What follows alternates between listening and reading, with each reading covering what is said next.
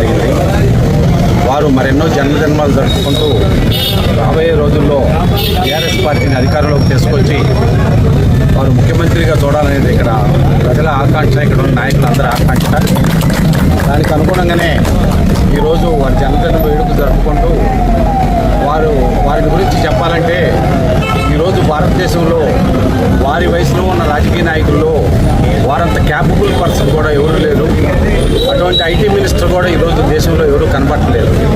ఎందుకంటే ప్రతి సబ్జెక్టులో ఆయన అనర్గళంగా మాట్లాడుతూ ఆయనకున్న వాక్చాతుర్యాన్ని కానీ వరుసగా వచ్చే మాటల విధానం కానీ ఆయన ప్రతి సబ్జెక్టులోనూ ఆయనకున్న నాలెడ్జ్ కానీ మనందరం చూస్తూనే ఉన్న రోజు వారు వాట్సాప్లో వచ్చేది, వారు మాట్లాడే ఏ మాటకి కూడా ప్రతి సమాధానం చెప్పే పరిస్థితిలో ఈరోజు రేవంత్ రెడ్డి గారు కానీ కాంగ్రెస్ పార్టీ కూడా లేదు.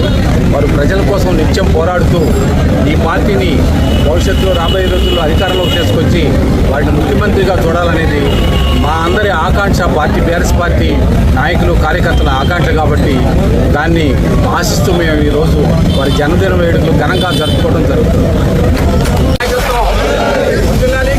నాయకత్వం